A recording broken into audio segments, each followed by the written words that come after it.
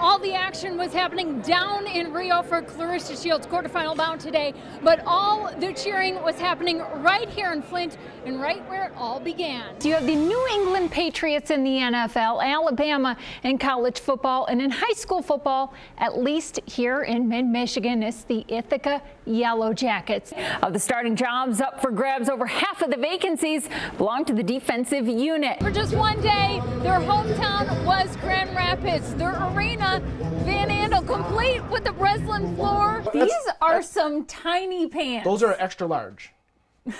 Well, then I would be in like a triple XL. You guys just talked about Michigan, Ohio State, but we're talking Lions coming up in the sports. It's a short week and a very big game for the Lions. They look to close the gap in the NFC North. Back in putting work just days after being drafted 9th overall, Tori Jankowska. 3 of the starting 5 from the 2004 championship team have now been immortalized in the rafters here at the Palace. Who's next? That remains to be seen. Are the other 2 going? Yeah, I hope so. They should. Do you guys have a bet going? Who's next, Sheed or Tayshawn? The Tigers and the White Sox got the season started at Guaranteed Rate Field, which after today could be called Guaranteed Home Run Field. Fresh off a Midwest League championship, the Loons are in their final days of prep for opening day. She's named after Zoltan Mesko, the former punter for Michigan. I just thought he had the coolest name on the team. I'm pretty sure you are the only dog ever named after a punter. But this time, there was one more checkpoint. And that was me. In Boyne, Emmy Lucas, ABC 12 News.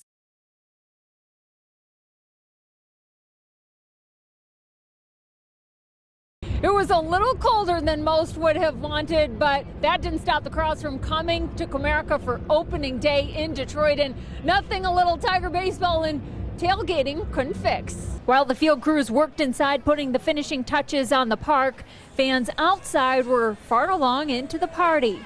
Some keeping with tradition. How many Tigers opening days have you been to? At least 10. While others were first-timers and just there for the party. This is my first time. It was on my bucket list and I'm doing it. I've been about 4 or 5 times, but I've only been in the stadium once on opening day, and it was standing room only. I'll never do it again. Where are your seats at? Right here. This is it. This is it. We got the scoreboard right there. That's all we need. Each tailgate tailored to perfection. There's a keg over there. There's smoked food over there. Great people, great friends, just having a good time. And the best part about it was, no one had to call into work claiming Tiger fever. What excuse did you give your boss why you weren't coming into work today? I didn't. I just took the day off. He said, go Tigers and have a good time. I'm retired happily. Actually, I had a vacation day. Did you have this plan?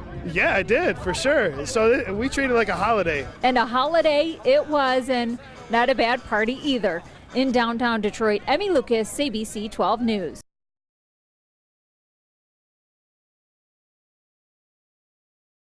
When another high school football season opens up next week, no doubt the teams will be excited.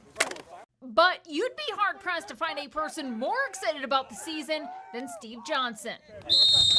Because over a year ago, when the MHSAA official of 41 years was diagnosed with cancer, he was told he wouldn't see another one. I was given 2 to 3 months to live. When you look down the road and you see that there isn't a road available, you'll do anything that you have to do to survive.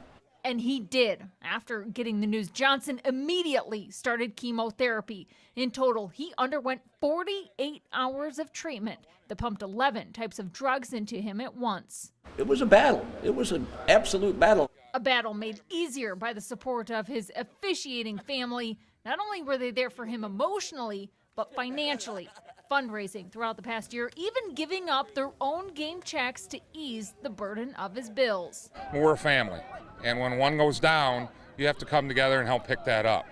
And now, after a year off and with a clean bill of health, Johnson is back. We just knew that he wasn't going to give up, and he didn't, because that's who Steve Johnson is. And doing what he loves. Last year was kind of a down year. We're just kind of just go through the motions, and with him here now, We're joking around, we're having fun. To be out here with the boys again, you know, and be out on the field and being able to do something I've loved for over 40 years. It was like a void last year without Steve out there, and today that void has been filled back up. I'm a survivor, and that's the bottom line.